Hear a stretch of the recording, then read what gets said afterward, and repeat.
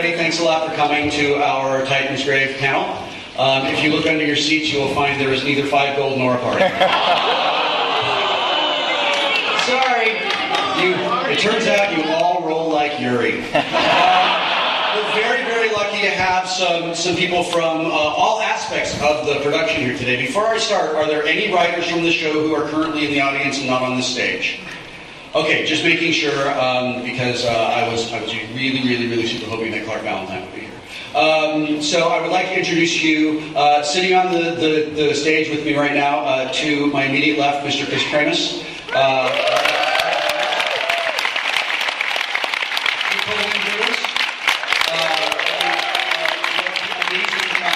That you'll be seeing very shortly, and of course the legendary Keith Baker.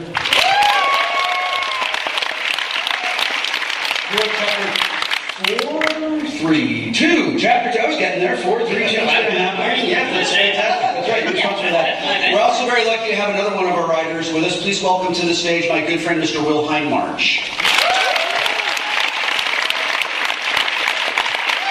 Will is responsible for much of what makes Nestora live and breathe, and Will also contributed to the Titansgrave book, which apparently sells out as fast as it can be put on the table, which delights me. I would also like to introduce you to one of my co-designers, the co-creator and co-writer of the entire storyline from Ashes of Volcana, who also happens to be my baby boy, my son, who's 26. Please welcome Ryan Wheaton, everybody.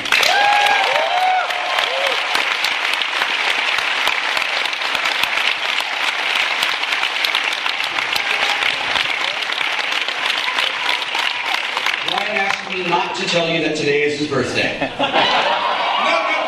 You can say happy birthday, but don't sing the song because we all hate the song. Happy birthday! Yeah, thank you. Of all the t-shirts you come out of the t-shirt can, he is my favorite. And finally, we're extremely lucky. No, you really have to stop that. That's Ryan's mom. Also, Chris, is that Chris Willett? Stand up. Chris Willett's one of our editors.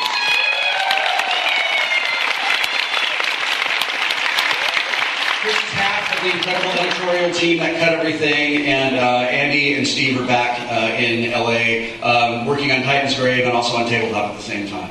And finally, I'm super excited to have just one of my absolute favorite people in the whole world here. You probably know her from Critical Role. You absolutely know her as Lem Lee. Laura Bailey is here with us today.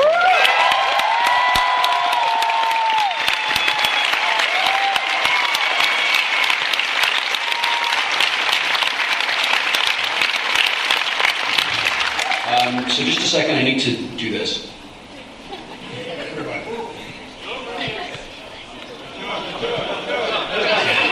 Sorry, I'm not in the fraternity. I can only drink half of it. So, thank you for coming today. It looks like the room is 100% filled, which delights me. What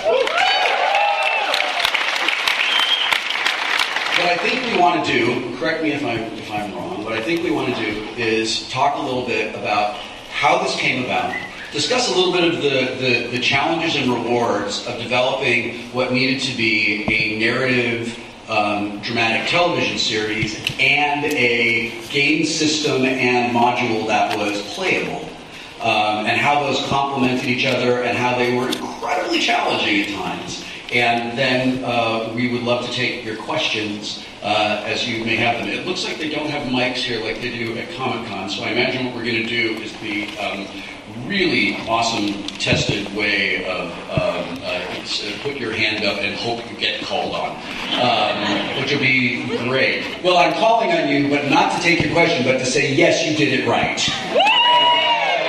Good job. Titansgrave was made possible by the people who backed season 3 of our show Tabletop. One of our stretch goals was, if we're able to raise a certain amount of money, we will be able to afford to make an RPG show. And I love the idea of doing something that would carry the same players through a campaign, right? Like, it's great to see RPGs played online. We've done it on tabletop a few times, but it's always been a one-shot. We've never had that opportunity to get to know the players, to get to know the world, and to get invested in the players. Two of the characters that we are most invested in Titansgrave are a talking beer keg.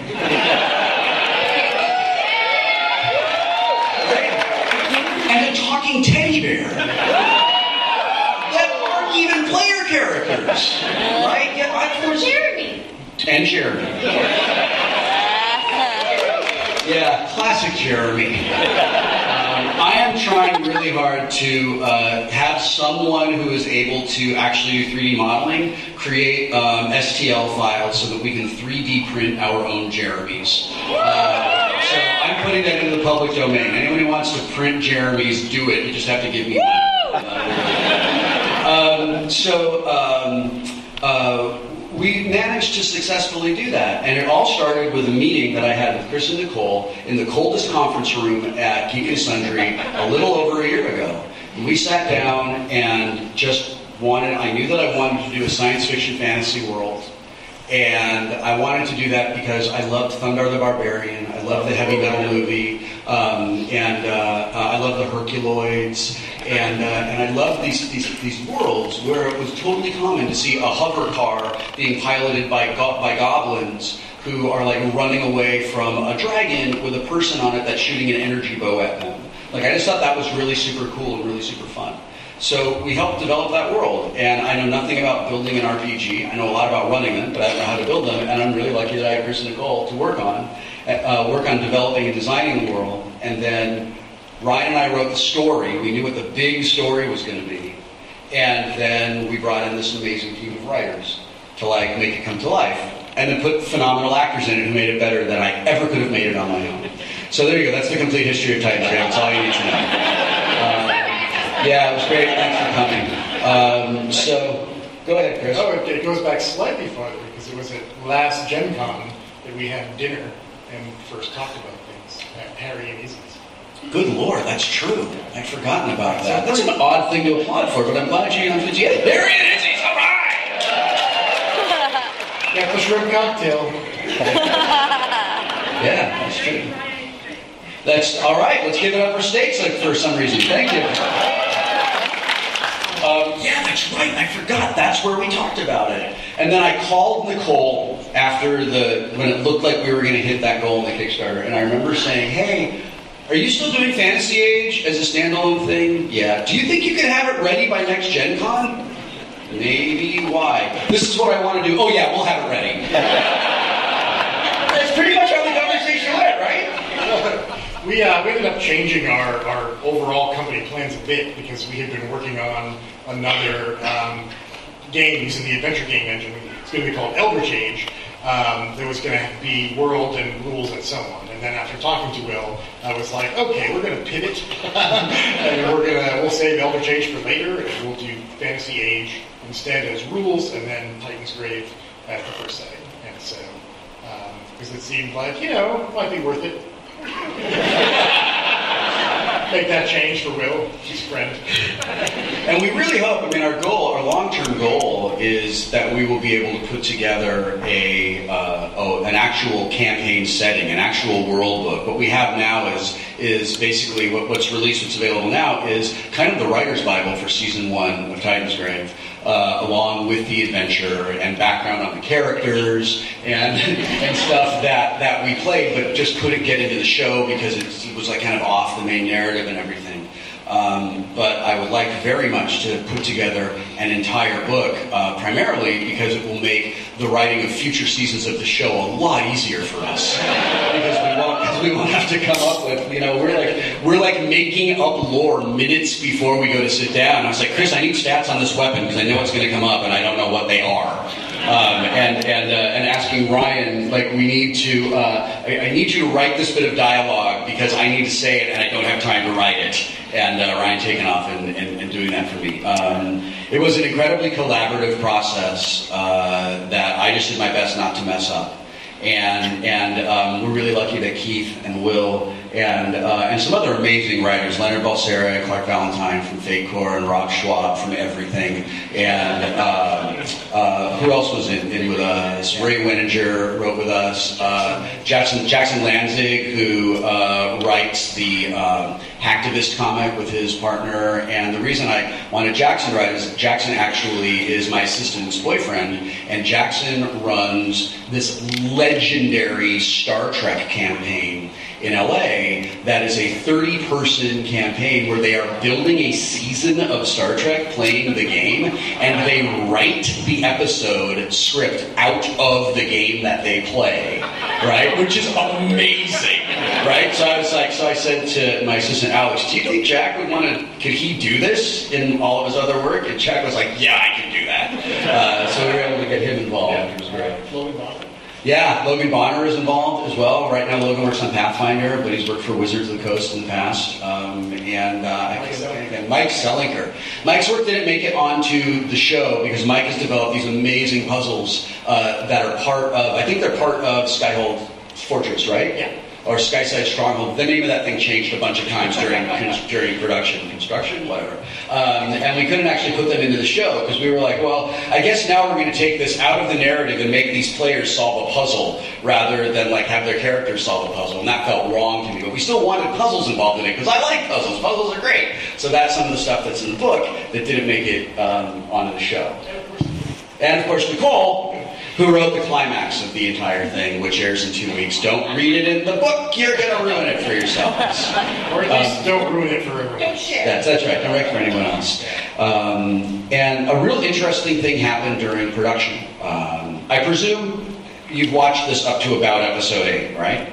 You've mostly seen, okay, all right, good. So an interesting thing happened during production. When they grabbed the staff of Forlorn Hope, I wanted the staff to communicate to them not necessarily the truth. I wanted the staff to communicate to them what the staff thought they wanted to see. Because the staff wants to go back to the Tomb of the Prophet. The staff wants to fulfill its mission. And one of the ways the staff can do that is by sort of manipulating the people who are touching it. And in the course of that, as I was narrating that for them, I inadvertently wrapped up some character arcs really fast that I didn't mean to do. And Ryan came over when we finished that episode, and Ryan is a professional writer. He has a degree in it. I am losing him to a video game company because they love his work so much, which is awesome as a dad and terrible as a producer. And he was like, we need to reshoot that thing at the end because these reasons. And I was like, I can't. The players already know. And we found a way to solve it. Episode 9, which will air next week, is intense. Ryan stayed up all night, was awake for 48 hours by the time we filmed it, and wrote what I think is the most intense narrative role-playing experience I've ever been part of, where the players are really put through like a crucible and an incredible test, and they are forced to confront a lot of things. And it is, in narrative terms, it's kind of like the ultimate test of their abilities to be heroic. And it's the ultimate test of their, like, can they do this? Can they go and defeat this great, powerful being? And I think it's going to be really polarizing. I think there's a particular type of audience member that's going to be really angry that it's not, like, about dice and combat. And then I think there's going to be part of the audience that really loves the story aspects of it. It's not in the book because it's specific to our characters, but I'm super proud of it. And we locked it. Chris, when did we lock it? When did we lock 9? We locked 9 last week, right? That would have been 9, yeah. So we locked 9, which means that our editors were done with it. We gave it to our sound designer. We gave it to the composer. They color timed it. They put the whole thing. It's done. It's ready to go. And it's this really weird feeling that I have of, like, those of you who are parents, when you, like, send your kids off to school, you know, and you're like, well, I've done everything I can. I hope you don't poop on people. That was the same way. Yeah. We were sweating finishing these books for Gen Con, and, you know, there were points where I wasn't sure, like, this was actually going to happen. And, you know, we had, like, assurances, like, sworn in blood from the printer that, yes, they could get us the books in time, and we sent them the files, and I was just like, All right, here it goes. So before we open to questions, because we're halfway through our time, I was wondering if Laura, if you would talk a little bit about creating Lemon and kind of where she came from, because I imagine that would be interesting to them.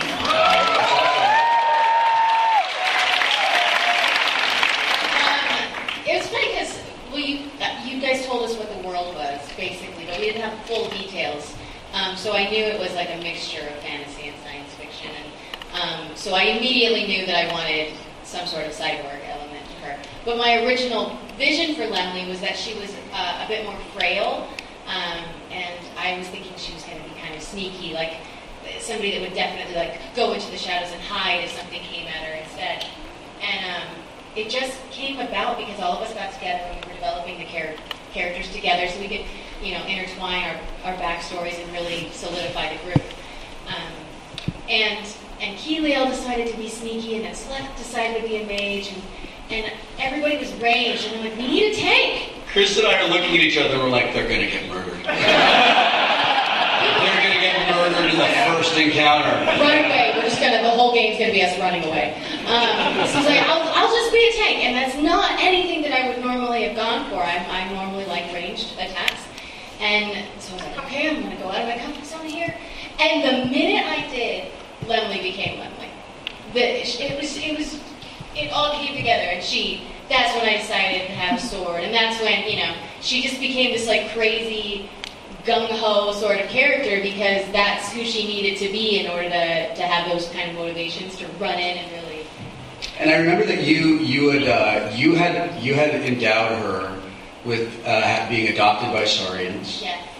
Which I thought was really cool.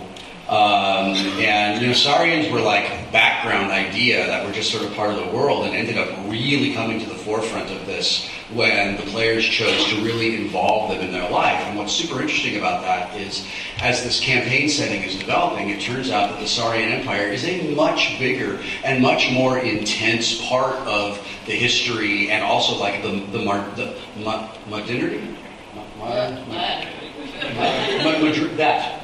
Modernity.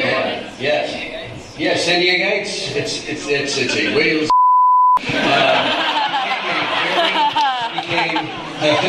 When in Rome,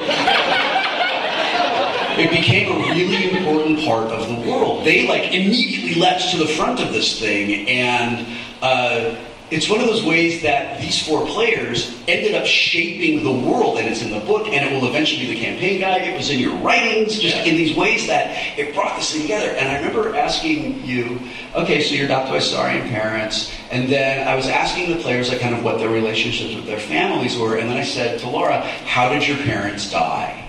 Oh, and I went, oh, that's right. And I went, no, they're not dead. And he went, yeah, they kind of are. They are. How did they die? And so he was like, oh, I killed them. Yeah, which was amazing, because I didn't expect that, right? And it is, as a game master, I love all my players. As a parent, I love all my children. I love Lemley the most. Because I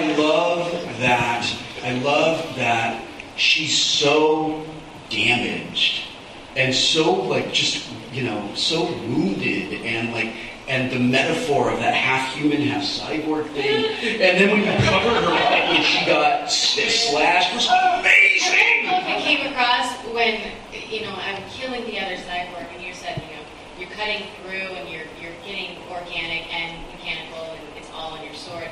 I was doing everything I could not to just bust out sobbing when you were saying that, because all I could think of was, I'm killing myself. That's me. This could have been me. There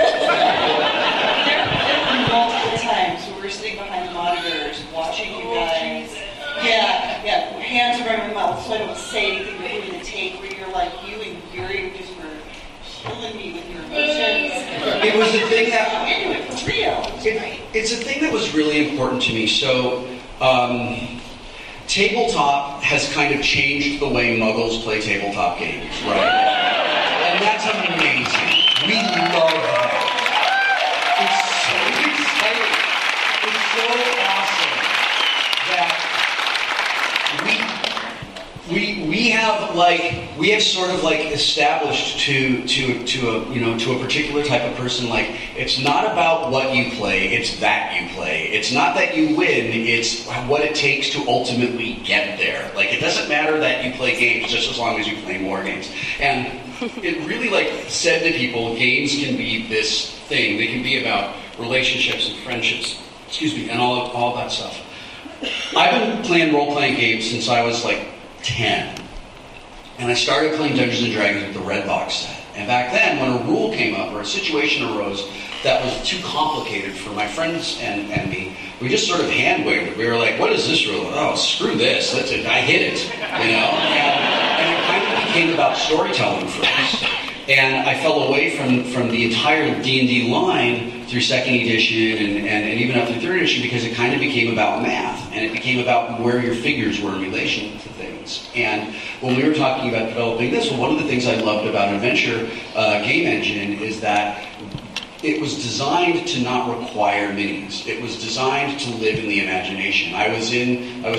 So I'm trying really hard to find an original set of Paranoia books while I'm here, and it's really hard. If anybody knows where to get them, please tell me, because I really want to buy them, and I can't find them anywhere. Well, not now, but tell me later. So I'm looking at this thing, and I see the companion rule set, the blue box, and it says, this is a board game that doesn't require a board because the action takes place in your imagination. And I wanted to share with people watching role-playing that as a GM, we can encourage our players to help build the world. You see a thing, what is it? You talked to this guy and he reminded you about a thing before. What was that thing? You're going to see, what's the thing called that Lenny calls it? Who's the guy? Will, you told me. The guy, you're going to go see, is it like, what do you call it? It's a fate thing. Well, it's the Wizard of Oz, essentially, is part of the thing. But I don't know what example Lenny uses. So Lenny uses this example of, there's a guy who you're going to see in the town. And, he did wrong by you at some point in time. What's the guy's name, though? It's a great name. I can't remember what it's called. Does anybody know what I'm talking about? Has anybody heard this before? Okay, good. But I wanted to, as a GM, encourage people to get involved in the game in that way and share that with people. And there are moments in this season of Titansgrave where they make it real. And we were talking about this backstage when Laura puts on the ring that the mermaid gives her. And then goes to show it to Allison, and Yuri takes the ring. And I was being like, don't take my ring off. And he's like, I was just gonna show it to Allison. So we and then she's looking at it. And in my memory, Will had given me a ring. I thought I had a ring in my hand. Yeah. And it wasn't until I was Very tired. but I was watching it and I went, there's nothing in my hand. I totally thought I had a ring. It was the weirdest. But we kind of wanted to infect people with that idea and that goal of playing games and return role-playing to storytelling and have it not be about tactical minis combat and not have it be about math and charts and things. If you like to play that way, great, knock yourselves out. That's terrific. But we want it to be about storytelling and about narrative. And thank you very much.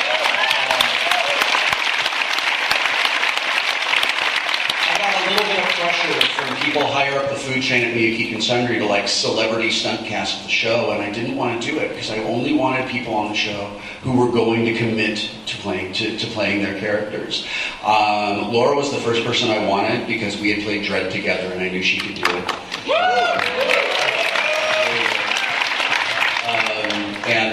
And then Allison was the second person I wanted because we played other games before I knew she could do it. And then, because I was like, you know what, this is not going to be 4 white guys with beards. That's not what it's And we got really lucky to have the cast that we had. We made Yuri shave to get rid of his beard. But it's really exciting. Has anybody seen any Titansgrave cosplay at the con? Anybody at all? Doesn't look like it. You have? I saw Lemley the other day. You did? Oh! Yes! I'm so glad! I hope I can see it again! Why didn't you take a picture? Oh, it's 12-year-old girl probably about. Oh, that's so cute. That's great. Yeah, I know. My dream is to see a group of the 4 of them with a Jeremy perched on somebody's shoulder. That's what I want, you know? I want a Helio who's like, I have 20 arrows. I want Sleth with a bucket attached to his foot all the time. They only have ones on them. Just a die that's been flattened with only a 1 on it and nothing on the other side. Fun fact, I changed the stats on the Staff of Forlorn Hope and gave it a +2 casting bonus so Yuri could cast a spell.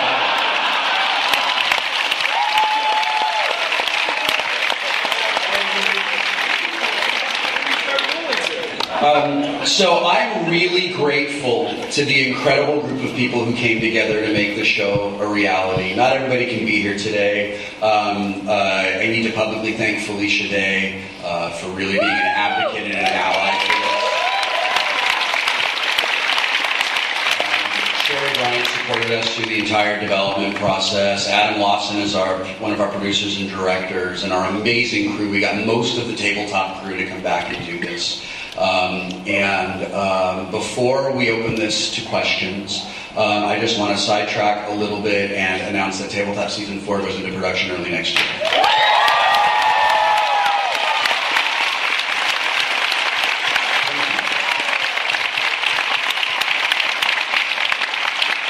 Legendary really wanted us to do Tabletop Season 4. I really wanted to do Titansgrave Season 2, so we came to an arrangement. I can also tell you that Titansgrave Season 2 will go into production next year.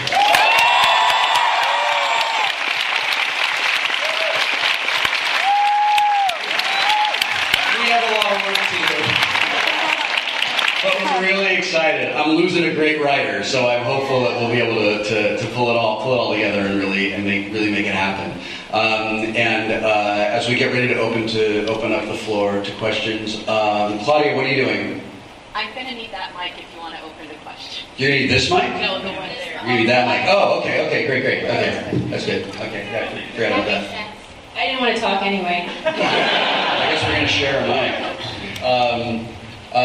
As we get ready to do this, it's also really important to me that you all who have supported us in the things that we have done and who have shared your stories with us and gotten excited and made things that are related to our shows and who have just made it possible for us to complete our mission, right? Like we only do so much and then it's really up to the audience to take it and get it across the line. It really I want to say thank you for letting me do things that I love and make it part of my job every now and then. And I hope that we honor and sort of pay back the trust you've put in us and the faith you've put in us. And I really want to. I have Titansgrave mapped out in my head as a 5-season arc, and I really hope that we get to do that.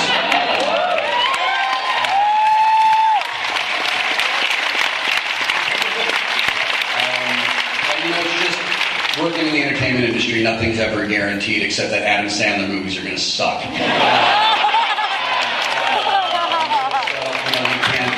can't guarantee any of those things. So, Claudia, get yourself close to a person who has a question, if you can. There's a dude back there who has a question.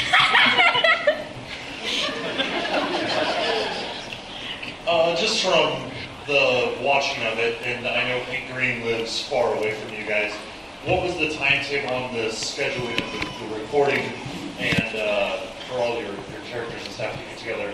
And then how did the writing interface with that? Because obviously, from episode to episode, you're going to have serious plot twists. That's a terrific question. How much time did you have from, I want you to be part of this to, I've got a character going? I think you guys called me maybe a week or 2 out. 2 weeks out? And then I started making up the character, and then we shot it all in a week. Yeah, we shot over 4 days, I think. We did. We did a character creation day. A lot of that was filmed and should have been released already, and it hasn't been. And I can't get a satisfactory answer to why that is. Yeah. I imagine it's because everyone's busy doing other things. I think it's unreal. We don't have time to do it, but it will eventually be released. I promise. Yeah, that was less than a week before the shoot because I flew to Burbank for the day. I flew down in the morning. We made characters, and then I flew back that night, and then we flew back to Burbank 3 or 4 days later to start the shoot. Do you want to talk about how we co-created the main story in the world? How we did that? He doesn't remember. That's great. So this is a great time for Keith and Will to talk about writing their pieces of this. And what's neat is that your chapters run into each other. And I would love for you to share. I mean, I know about this, but I'd love for you to share with the audience how you work together to do your individual chapters. Fair enough. I just have to say that certainly one of the most entertaining things about it was that collaboration. You know, first we got our sort of very basic ideas, and we actually talked with Will about, okay, what are you thinking? What do you see with this? And then Balsara, who isn't here, he and I basically just got on Skype and tossed around ideas and worked out things with the Beer Baron and Keggy and stuff like that, and then sort of passed it along to there. So even though at the end of the day, you know, we're just writing this one little piece, it really felt like we're seeing the whole thing come together and that it is part of a story, not just like if I write some random adventure for, you know, D&D or something that's just on its own. And Keith invented the Hellion and the Hellion Alpha, which I thought was a really cool monster. I was really excited about that. And so you know, I did not nerf the Hellion Alpha. They just got really lucky and kicked out of it. And in fact, I was kind of bummed that they did, because there was this thing baked into the Hellion Alpha that every round there was a 50% chance that instead of attacking them, he just grabbed a bucket full of beer and drank the beer. And it would have been great, but it turns out that the Hellions, like, wrecked them. And then the Alpha, they were like, no, we got this. Yeah. The two things I know there is one of the fun challenges for it, again, was this, we're creating a world. And so it was, okay, there needs to be something goblin-like. You know, essentially in this thing of what? And having that opportunity to just say, well, what's different? What's interesting?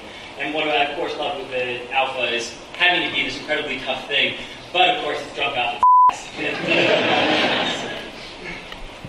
Yeah, for me, it was coming in after all of the action of Chapter 1 and 2, right, that was so formative, that the world-building approach for me was a matter of depicting the story in Chapter 3 in a way that was that helped underline what life is like in this world, you know, when the characters aren't around, or before they got there and after they leave. And I had great direction from Chris on this about what the world looks like and kind of what Nestora's story is separate and in addition to when the PCs show up. So I actually spent a lot of my word count just kind of giving texture and atmosphere to Nestora. And I was stunned, delighted with how much of that, like, you know, I mean, I wrote however many thousand words on that, and then it encompasses in like these great images that to see some of that stuff translated directly into the animations on the show. Yeah. And so effortlessly, right? Yeah, it's a phenomenal experience, and it was so specifically, like, I wrote the wanted poster and the graffiti and stuff, and then you actually see it appear on the show, like, in the same way, and I'm like, it is so much cooler when you actually see it painted on the wall. Right? I'm like,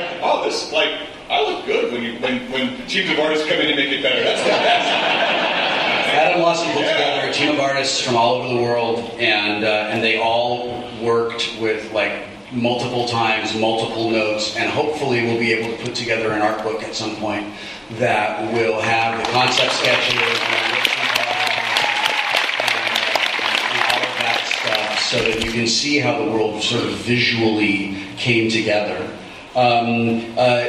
Your question about more specifically your question about the writing is, we had things that I knew had to be accomplished in each episode. And to that end, I needed to keep the players not railroaded, but at least moving in the right direction. And occasionally, because of the realities of production, we'd be out of time, and I would just need to make this thing, like, move it up. You know, and sometimes I'd have to drop an entire encounter just to keep things going. And having Chris and Nicole on the set all the time was really great. And having Ryan on the set all the time was great, because Chris and Nicole were keeping track of everything that mattered in game terms. And then Ryan was taking character notes and doing character maps the entire time. So when I needed to do something that would challenge the characters they created, then I could do that in a way that was really organic to the story, because there were people working all the time. And it makes me look like a better GM than I am, because I basically had a team of people helping me sort of like cheat all of that stuff. Who's next? I wanted to ask, what's been more rewarding for you about this experience? The creation of the game and playing it, or seeing our reaction to it? Seeing all these people here and seeing all the books bought up that quickly? Laura, what's the most rewarding thing about this game?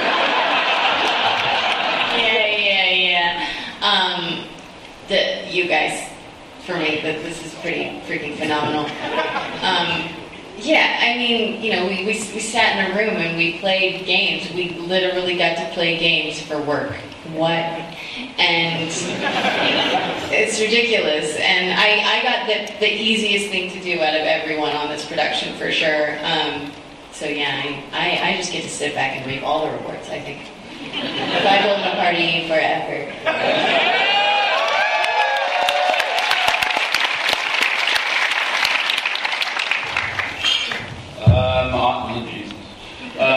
Honestly, I think creating it was the most fun for me until I actually had to like stay up for so many hours and like deal with all that. So, like it's nice to see so many people see the work that gets done, but watching it get created, like as Will was saying, like or Two Wills was saying, watching the art get put into it and all the work that went behind. Just like I just wrote a bunch of words on a page, and all of a sudden it got really pretty, and people can watch it now. And like that's, I don't know, I think that was the most rewarding part for me. Like you guys are great, but well, it was months and months of hard work and stress, and this is a really unusual role-playing game project. Most of the times we have a deadline, or it's writing, playtesting, development, and this was strange in that there were two deadlines. There was, we have to have the adventures to a certain state so they can be run during by Will, and then after that, which itself was a big lot of work and spent, we then had to then finish them for publication and get everything laid out and all that. So, I had a lot of sleepless nights. And so yesterday morning, when they threw open the doors of the exhibit hall, people rushed to our booth and made a giant line to buy up all the books. Awesome.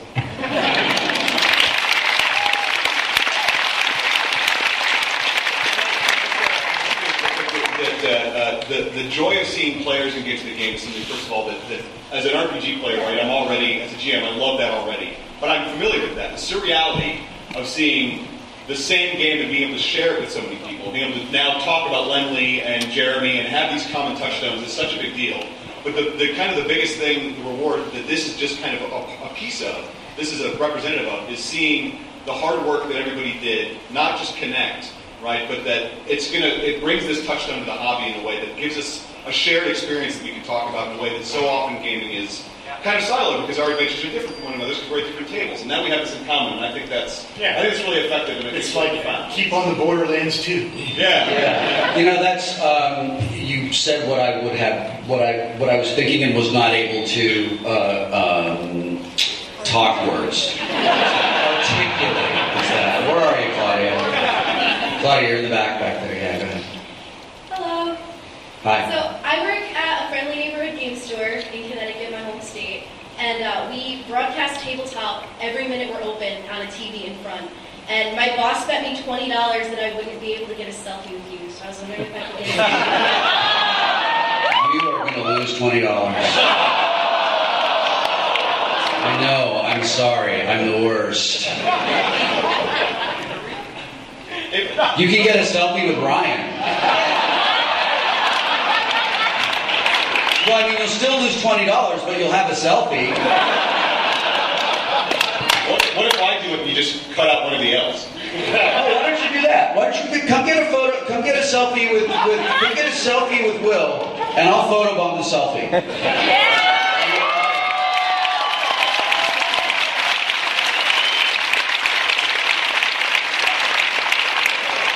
I guess. I mean, go where you want to go.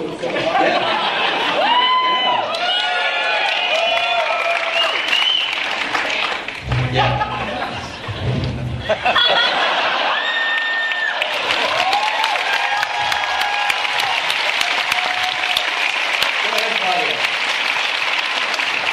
Yeah. This is a question for Will. Single or double? One L? Mr. Wheaton. Yeah, Mr. Wheaton. Mr. Wheaton's my father. Please call me your God. Oh, that's right. That is your line. What type of character would you create for Titansgrave?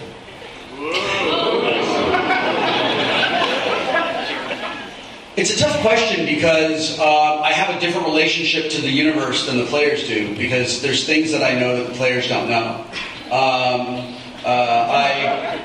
imagine that, like, if I could pick up anything, I've always played magic users, because when I was a kid, I was so awkward and nerdy and weird and weak and clumsy that you would think, oh, I want to be the powerful warrior, because, like, that's not who I am. But I always wanted to be a magic user, because that was like my idealized self, right? Like, don't mess around with me. Oh, you're going to make fun of me on the playground? Scott, here, have some fireball in your face. Now what are you going to do? Oh, look, I turned your dodgeball into a bunch of now what's going to happen? So I would probably play a magic user, just because that's kind of what I like to do. Claudia?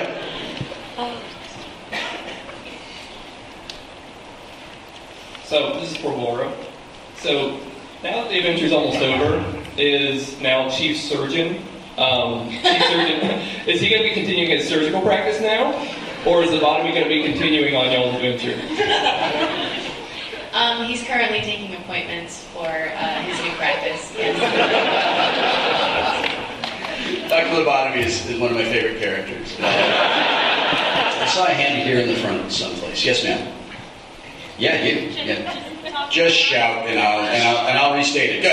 I'm Sarah Bonilla, and my question is about will those characters? I feel like it's silly, but will all the characters be in like all the seasons you have? So her question is, will the characters persist through all the seasons? Yeah.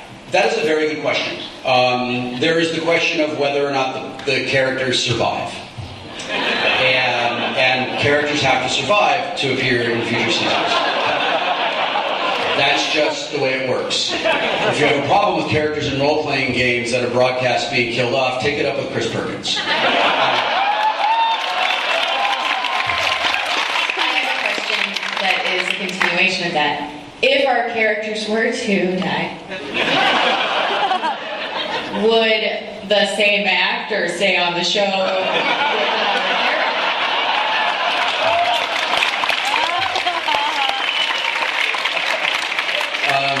That is a very interesting question. And again, I would just direct you to Mr. Perkins.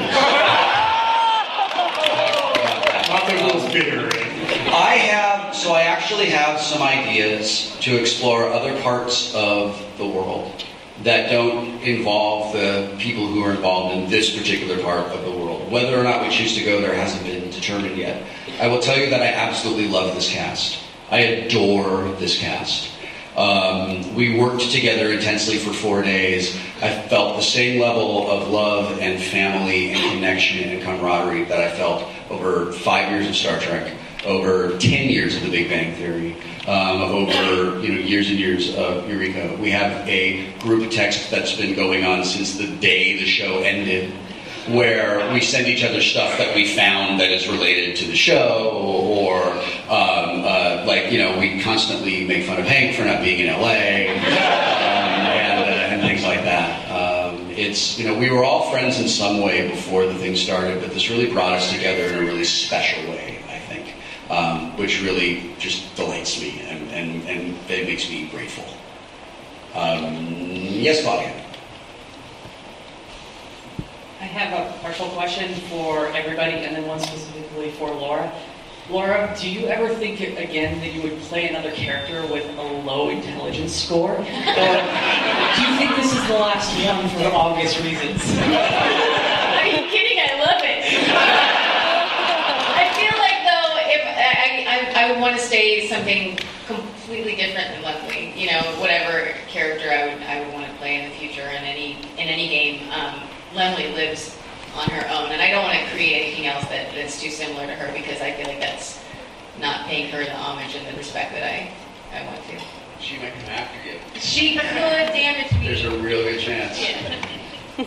I think that she's still upset that you gave away her invisible hat. Okay, so after the show, I went in search of an actual beetle of Valinor.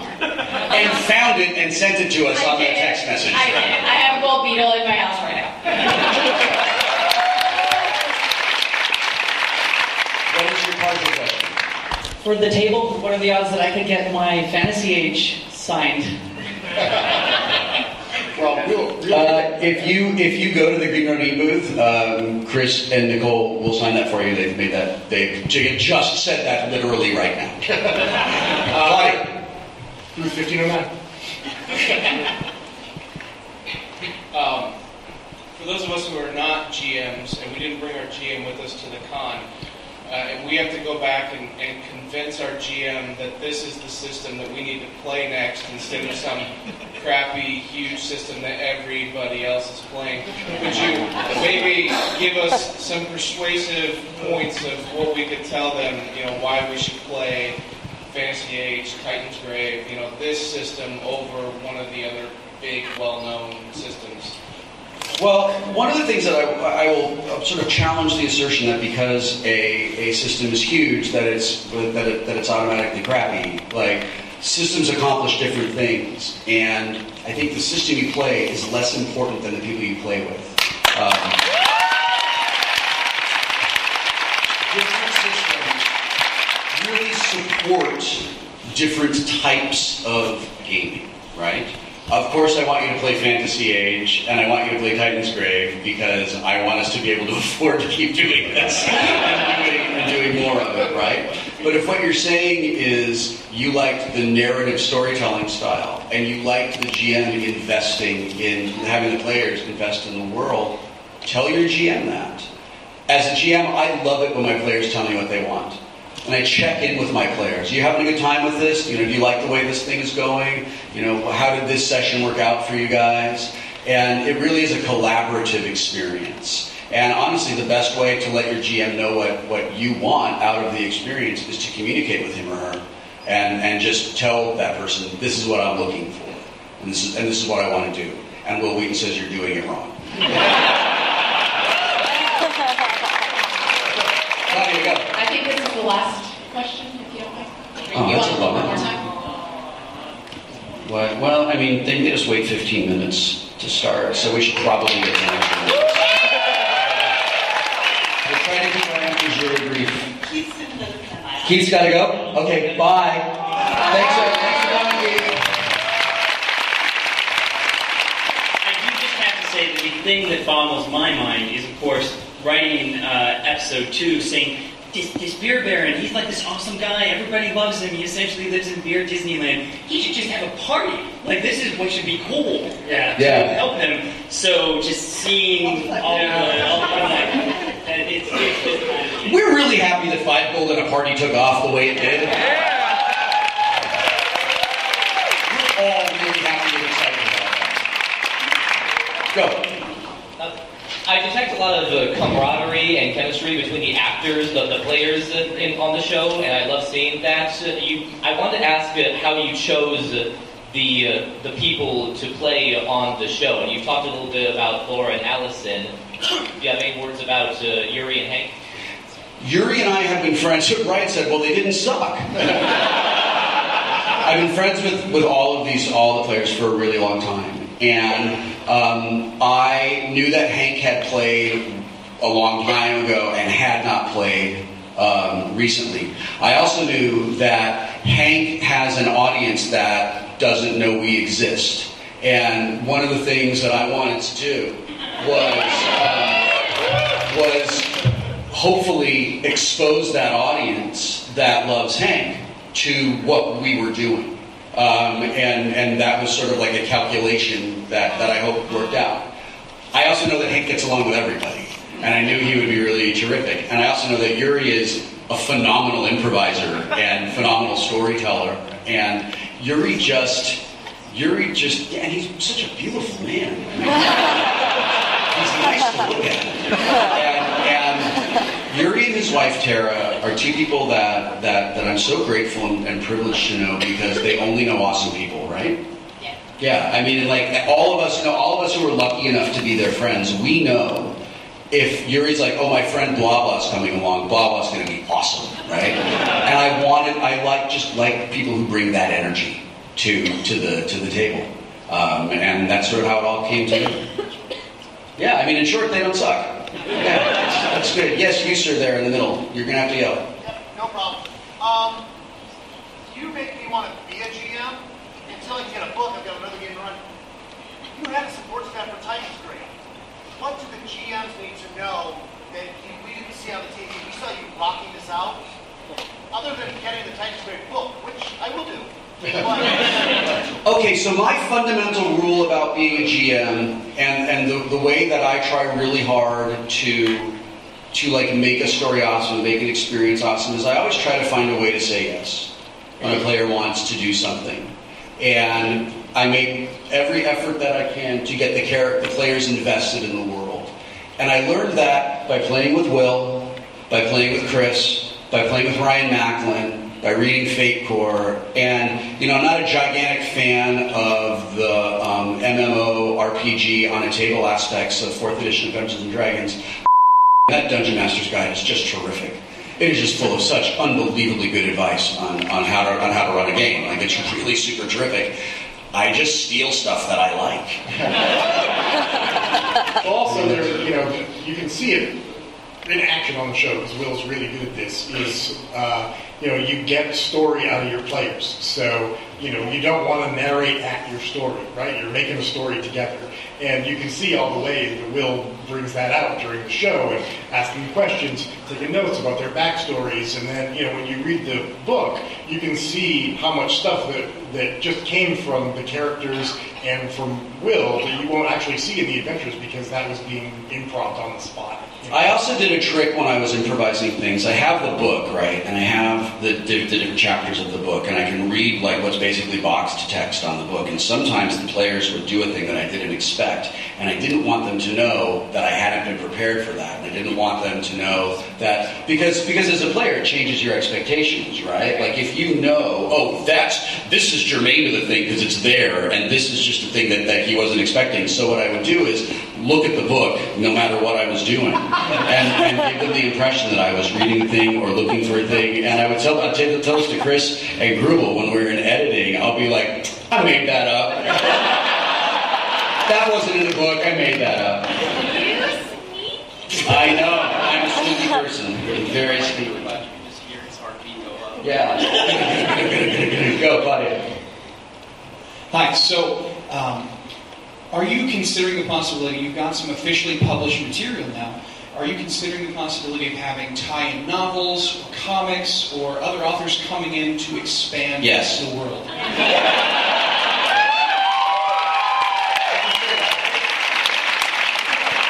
Yes. I can't go into detail, but yes. Also, your costume is awesome. And I think I just saw someone leaving who looked like Katamari Damacy, which really, really, really makes me so happy! Well, I want Katamari for my PS4 so bad. Come on! Get with it, video game industry. You're letting me down. I will tell you, and I will say this in the hopes that it is repeated far and wide. I want people who are fans of this show to make up their own aspects of this world. I want you to take the stuff that we have given you, get inspired by it, get excited, and make things. I really want to see fan art. I really want to hear... I've been retweeting. I've been seeing some fan art on Twitter. Awesome. Hashtag. I've been retweeting, because I had the same way. Yeah, I want to see it. I want to see that. I want to know what you have added to Nestora. I want to know what you have added to the Rust Wastes. I want to know what person you decided is important inside the corporate structure of the Voss group. Like, that stuff that I'm really excited about. I am not a creator who says, you can't touch my toys. I am a creator who says, I had a lot of fun with these toys. Play with them, but just let me see what you build with them. So that's I endorse that. I support it. I want that. In the book, we talk about how, like, even if you a whole group watch the show, what this book is about is you making these stories your own. There's opportunities and suggestions for how to do that, and like, we don't know where Kitagitas came from. We don't know why it lives down there. We don't know why it likes to hunt instead of just outright killing things. We don't know why the Claustra worship it. We don't know what the Claustra's relationship with it is. Somebody knows what that is. Make it up and tell us. Like, that's great. I believe someone down here has a question. Yes? First of all, Laura, don't worry. I brought an extra invisible hat if you like it. But my question is actually for Chris and the Green Ronin Collective. While developing Titansgrave and the Fantasy Age game engine, did you have any inspiration that goes into the game engine from helping produce Titansgrave, kind of specifically with different changes or something like that? So the adventure game engine has its origin in another game that I designed, the Dragon Age role-playing game.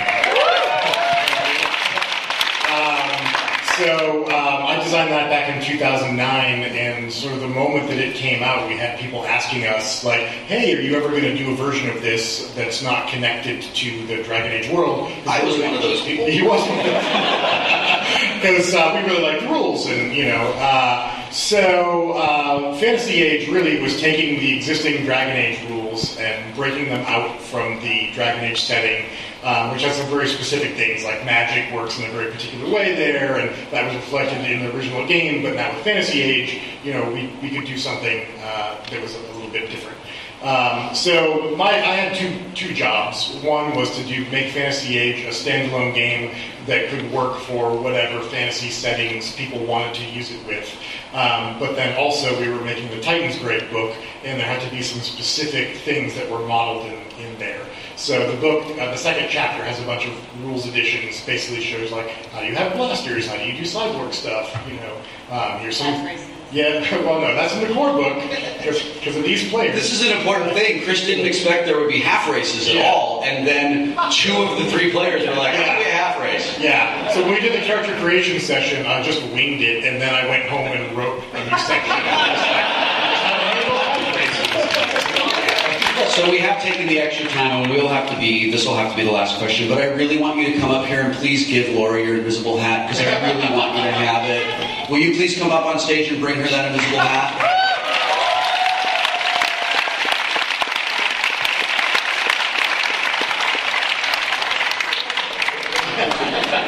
That is an awesome hat. I love it.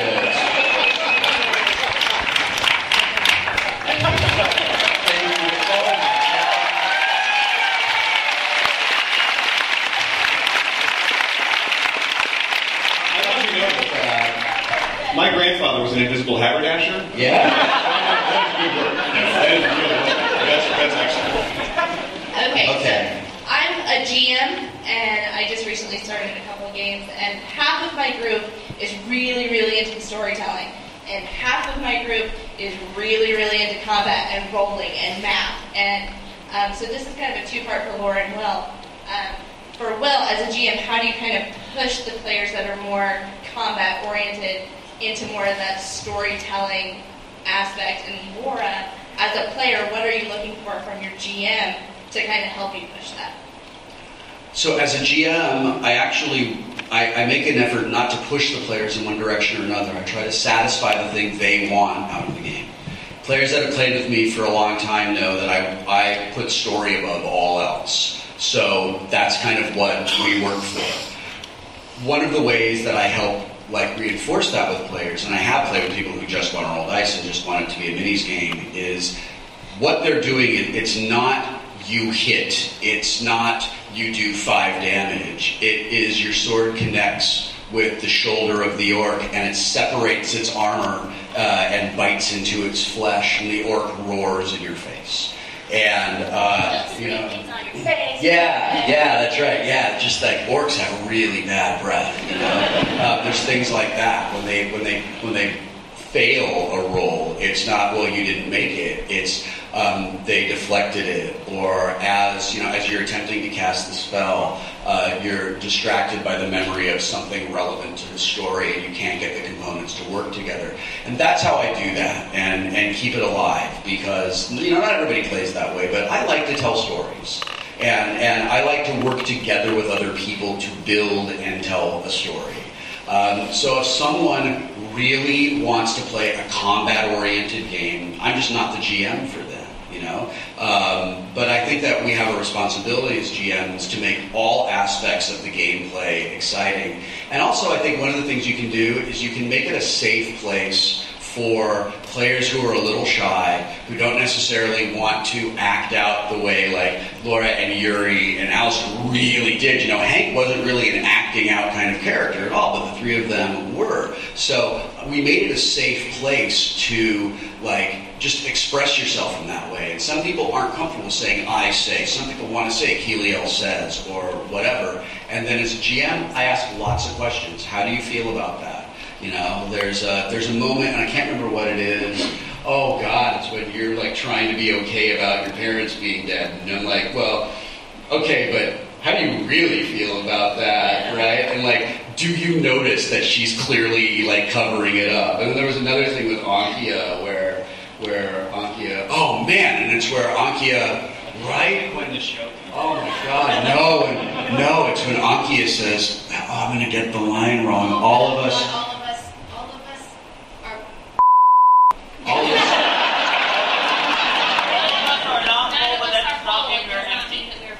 That's right. None of us are whole. That does not mean we are broken.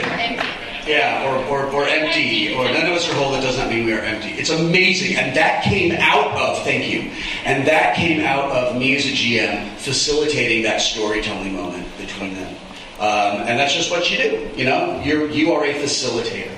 And that is, I think, what I learned from the great GMs I've had the incredible privilege of playing with, is that they facilitate the storytelling. Go ahead. Wow. I think I've been incredibly lucky because the only people that I've played with in a role-playing game is you and Matt Mercer as my two GMs, and they're just phenomenal. What I love so much about gaming with you is that it is so incredibly immersive. Those moments, because I never experienced anything like that before, when Will goes, and you see this, and what does it look like? When we walk into the room and you said, and one of you notices something that you really, really want, who is that? And I'm like, oh, it's me. Yeah, exactly. And then what is it that you see? And I describe it, and all of a sudden it's this thing in the world, and I am connected to it because you made it, and it's articulation. So good. Also, I feel like I'm wearing a hat right now. What do you mean? You are wearing a hat. It's great. No, it's great. It's an amazing hat. I wish we had had this one during production. It would have been. It's much better than the one we had. Yeah. We're out of time and we've gone over, and I apologize to whoever is coming up here next. But as I said at the outset, most sincerely, on behalf of everyone involved in Titansgrave and on behalf of everyone involved in Tabletop, thank you so much for being here.